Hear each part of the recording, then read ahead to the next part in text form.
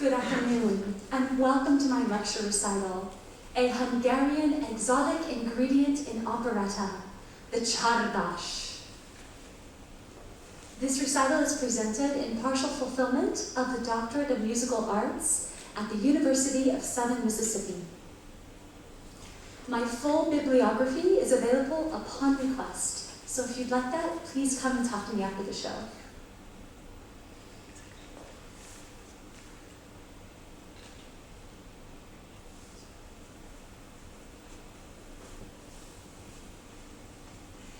Within the golden and silver ages of operetta lies a treasure trove of Hungarian style.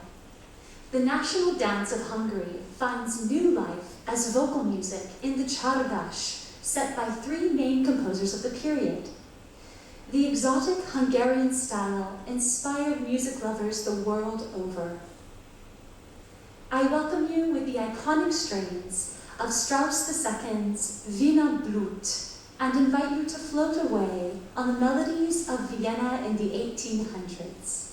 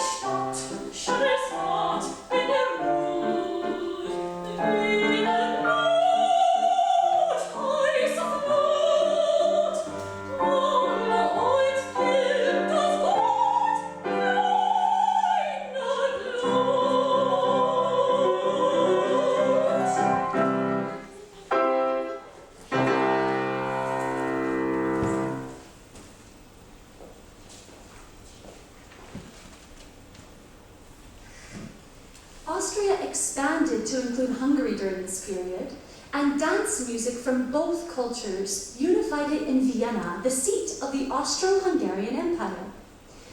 The inclusion of Hungarian elements into Western music created a unique style, style hongrois. The elements of style hongrois present in the music of the period supports the csardas as an exotic Hungarian element in the world of Golden and Silver Age operetta. The next piece combines style hongrois elements with waltz. This is Meine Lippen, sie küssen so heiß, or My Lips, They Kiss Like Fire, by operetta composer Franz Lehár.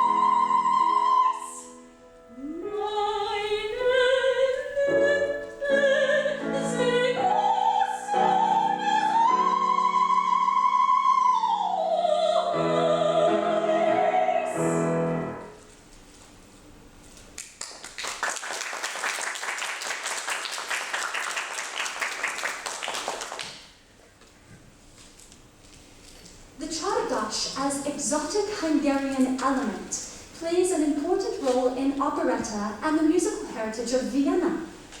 The music of Strauss II, here by Strauss, Lehar and Kallmann create the core operetta repertoire and incorporated the Czardash as an aria for soprano. Operetta emerged from the French and German comic opera traditions, inspired by the compositions of Jacques Offenbach. Viennese operetta grew into its own genre in the late 19th and early 20th centuries.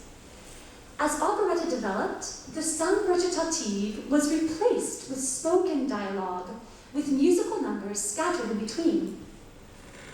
Here we see an example of Orfeo by French operetta composer Offenbach. You may know this piece.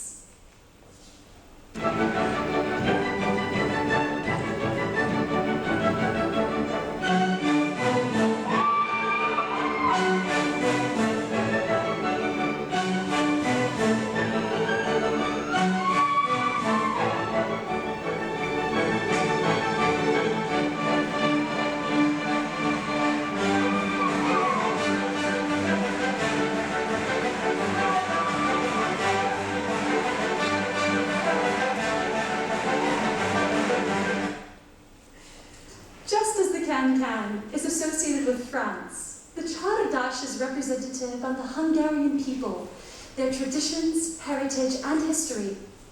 These qualities are reflected in music.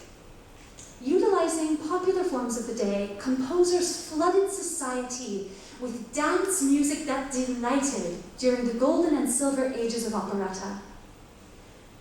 European folk music and popular music participates in a world of cultural, social, political, and economic forces.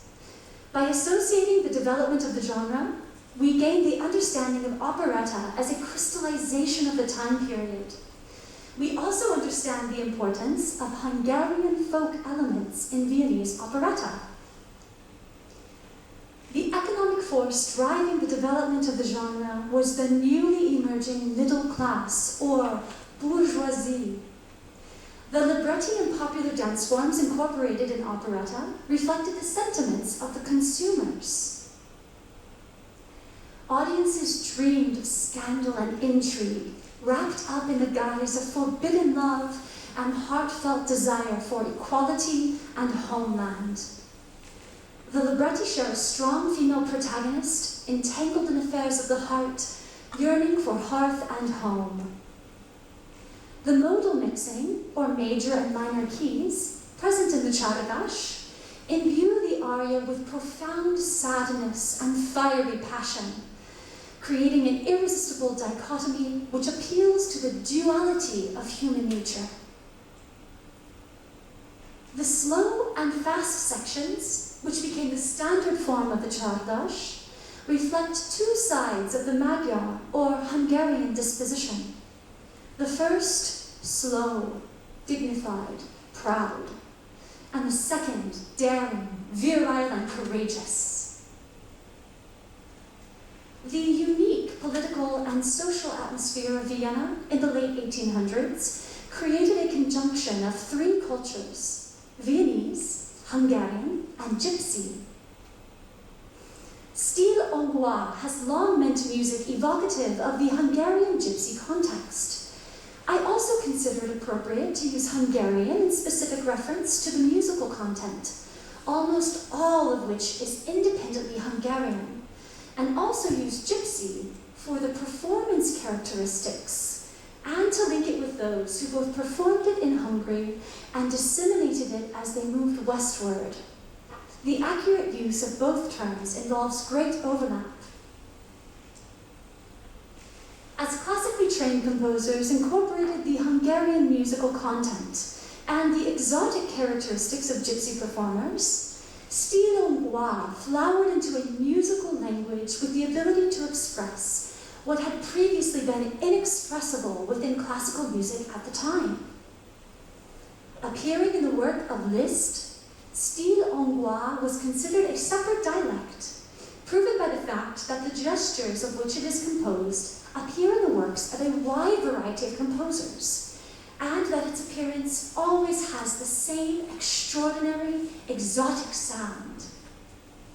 As gypsies moved westward, their musical style began taking root in popular culture and birthing new strain of exoticism, infiltrating common musical styles and permeating society. Zafi's Czardash from Zigeunerbären, or Gypsy Baron, by Strauss, showcases the tension felt in the presence of gypsies. No one is so miserable and loyal on earth as the gypsy. Take care before the children of the night.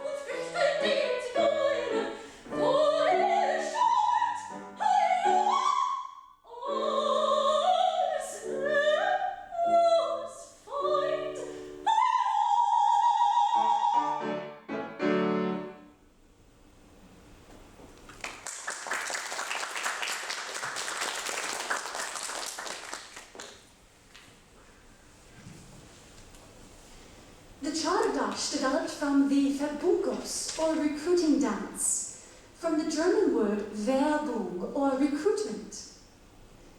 Verbunkos tunes, derived from folk songs, became characteristic of the Romanian-Hungarian, or Romungre style.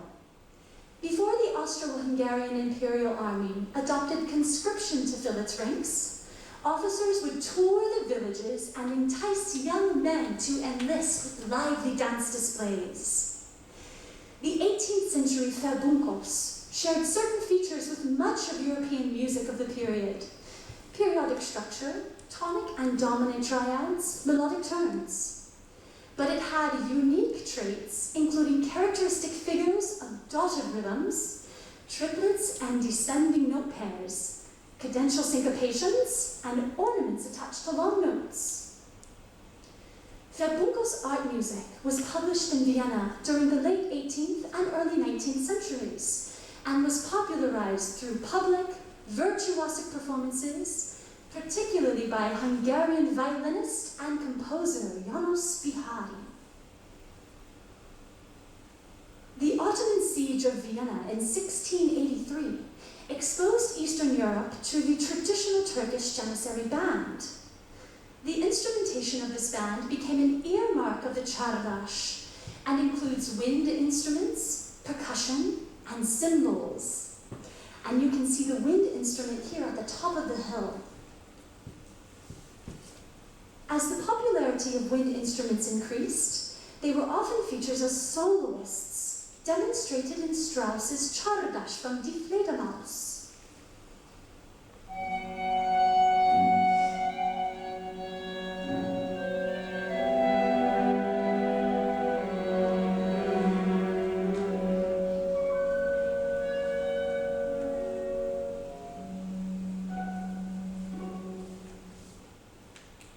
The short instrumental introduction represents the military band tuning, calling the audience to attention and setting the mood for the piece. Listen for the cymbals and woodwinds in the opening of Strauss's Werbelied.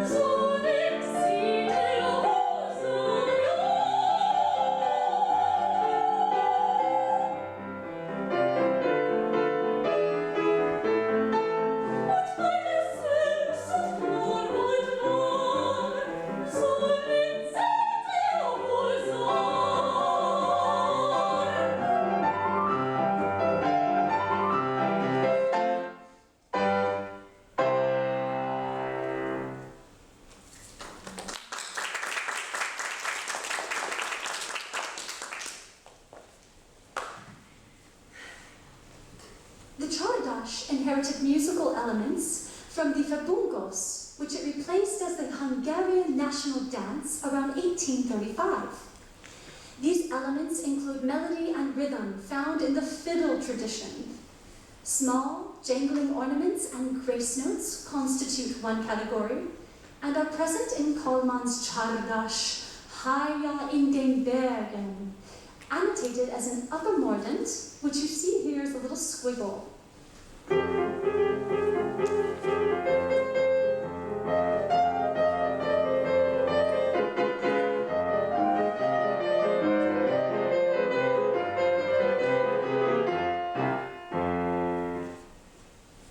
The Chardash form is traditionally two parts, the first slow and the second fast.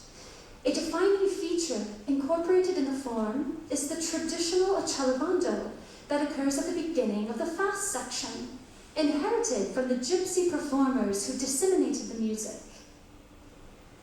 The slow opening, or lasu, is characterized by melancholy and intense longing.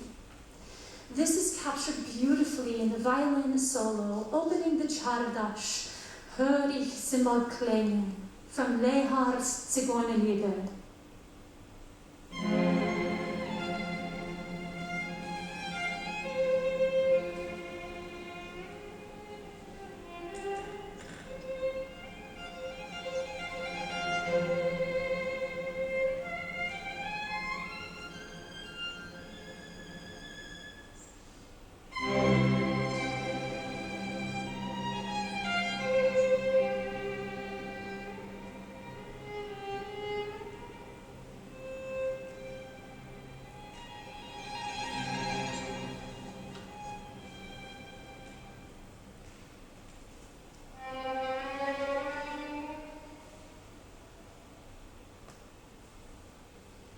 The contrasting friss or fast section accelerates through the beginning of the phrase and characterizes the sentiment that one must know sorrow in order to experience joy.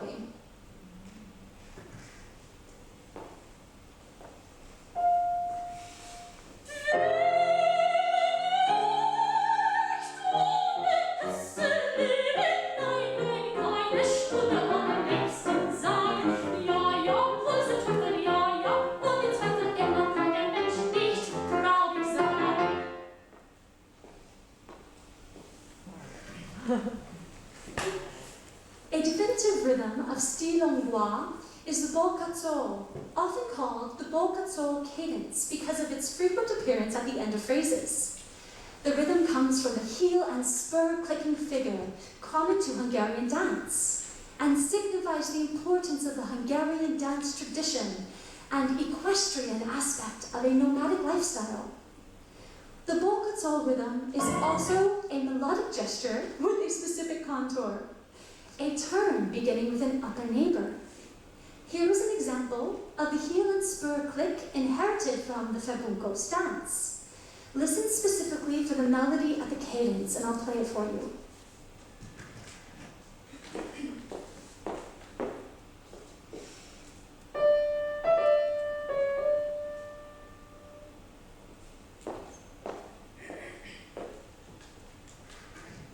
This Magyar cadence, as Liszt called it, is seen in Strauss's Chardash.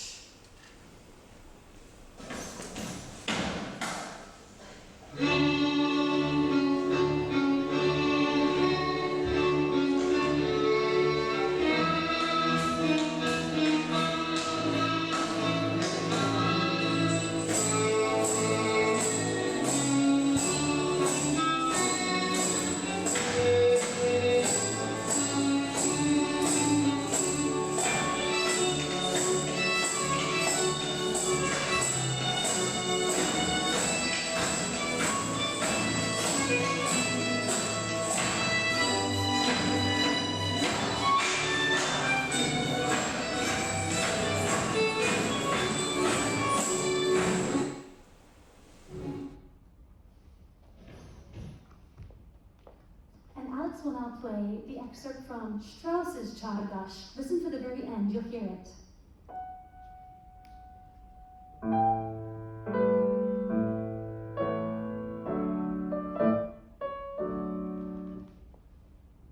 Another popular gesture in style Stilongwa is the accented short-long rhythm, also known as the medieval Lombard rhythm.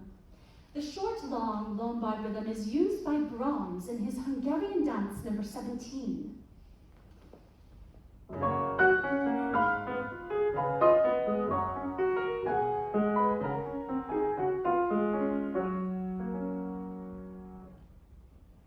The short-long rhythm is also seen in folk songs as the eighth note to quarter note syncopation, and is incorporated by Strauss in the opening vocal line of his Czardash.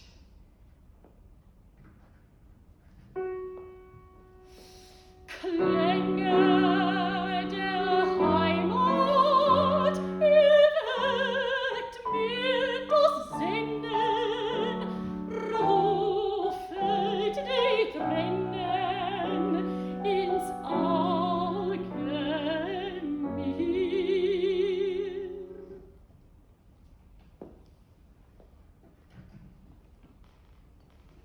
The Czardash melodies in operetta are derived from Hungarian folk songs. Identification of these melodic structures is rooted in Zoltán Kodály and Béla Bartók's collection of Hungarian folk music.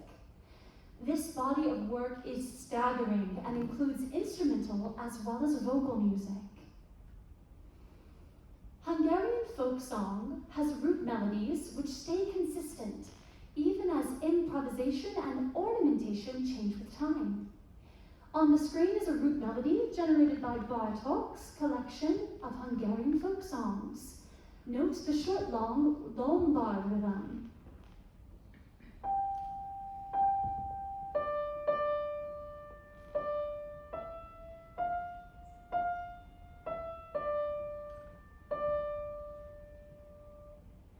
Strauss's opening clarinet solo follows the same root melody down a semitone.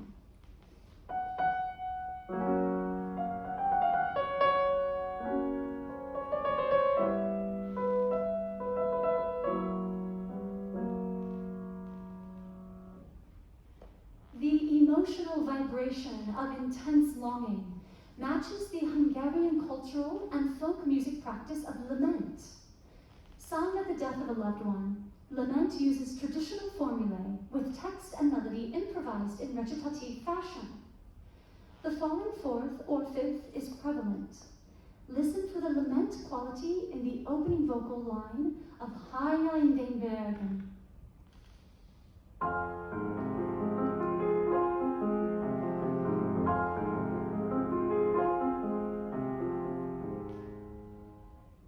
The opening strains of the aria evoke the Eastern European musical tradition of open-air songs. Open-air songs are sung at a slower tempo with more elaborate connection between the sung syllables. A group of Stilongwa gestures includes imitations of the instruments most commonly used by gypsies and the characteristic ways in which these instruments were played. The cymbalom, or Hungarian dulcimer, traces back to the 16th century and is prominently featured in Hungarian folk music. The prominence of the cymbalom and janissary band in Hungarian folk music, as well as the highly ornamental style, provides a connection to the influences of Middle Eastern and Asiatic music. Along with lament and open-air singing, we see imitation in Lange in den Bergen, where the bassoon imitates the cymbalom. You just heard that with the sweeping 16th notes in the left hand. Next, we meet our cast of composers with a bit about each to acquaint you with their background and musical influences. Hungarian Emmerich Kálmán was born in Szügyefok, where he nurtured his growing musical talent by attending the Summer Theatre. Kálmán's operettas found success in the fusion of Viennese waltz and Hungarian popular style, often including Hungarian heroines and settings. Kálmán's passion for all things Hungarian is shown in his zealous use of Hungarian popular rhythms and rich orchestration. Here is an orchestral example.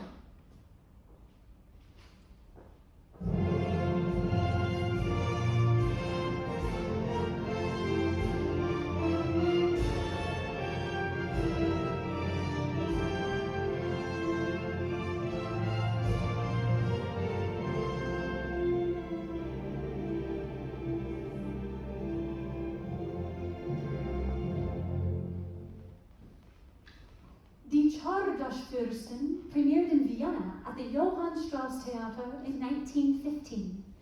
The three-act operetta is arguably Kallman's most popular composition, beloved through Europe and the former Soviet Union.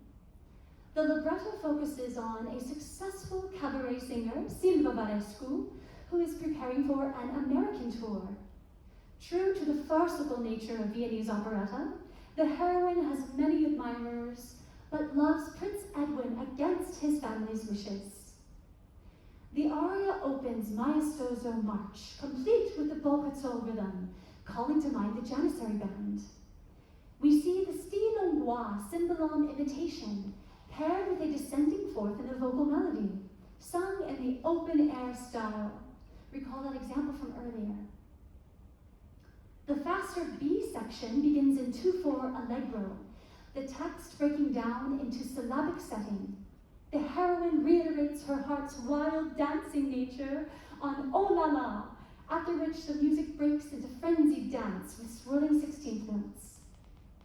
The text emphasizes the recurring theme of longing for one's homeland and the fiery nature of the heroine. This is Kallman's Haya in den Bergen from Die Chardaschfürsten.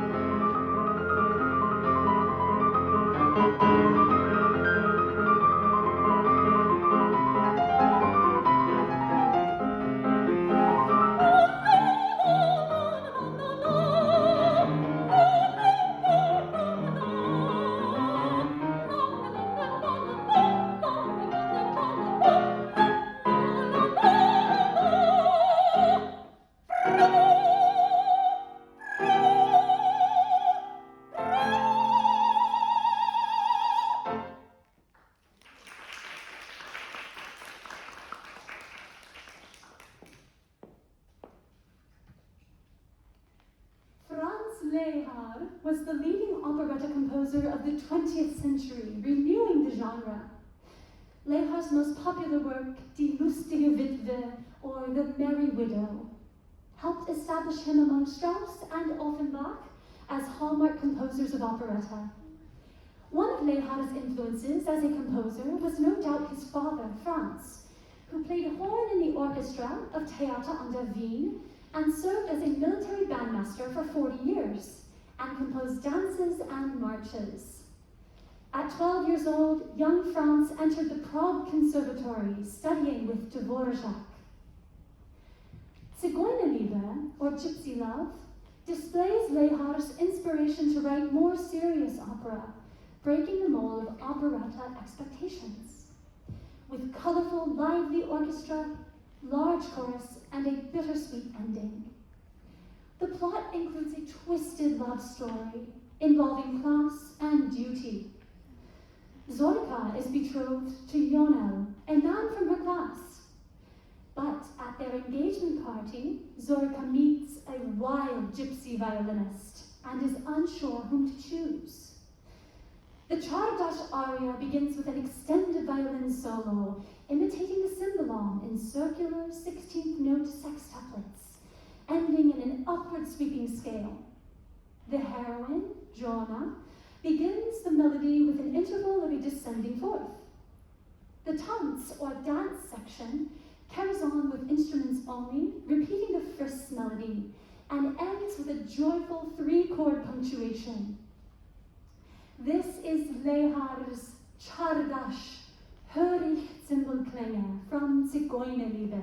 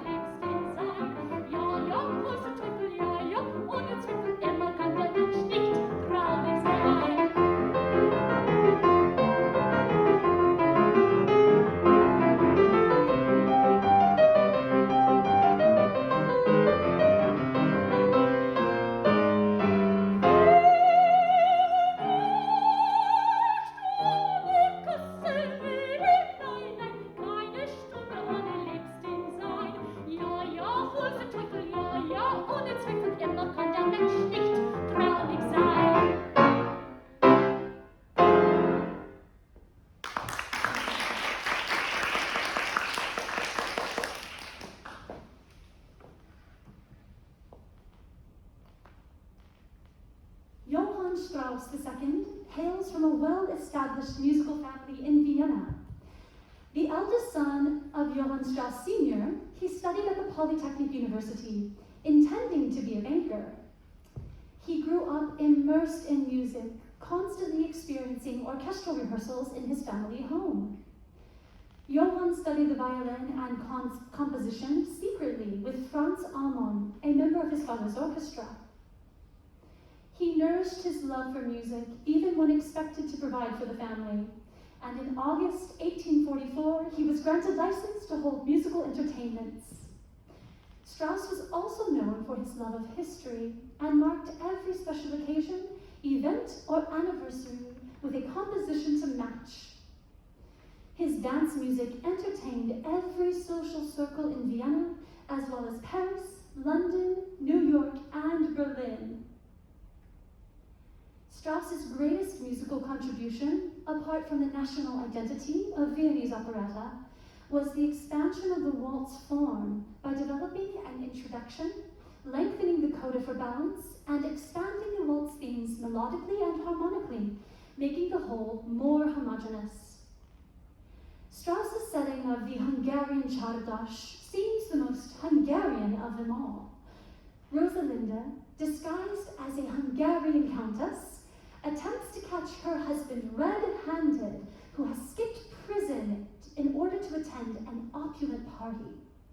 The circumstances allow Strauss to pull out all the stops and use every Hungarian exotic element he can conjure. The aria opens with a burst as the clarinet sounds the Hungarian hallmark Lombard rhythm. The slow opening section plays with the minor key, provoking a melancholy, nostalgic atmosphere. Longing for homeland is the central theme, unfolding in the melody of O Heimat so wunderbar. The harmony expands through a circle of fifths before ending with the Magyar cadence. Vocal fireworks explode in a virtuosic display, driving home the Countess's deep Hungarian heritage with cascading lines and dotted rhythms. Accelerating through the frisks, circular 16th note patterns infer twirling of dancers. An extended la-la-la section, cadences in Hungarian style, with a gleeful yell up to D6. Listen especially for the expansion of form and exaggerated reiteration of Hungarian elements. This is Strauss's Csárdás, Klänge der Heimat from Die Fledermaus.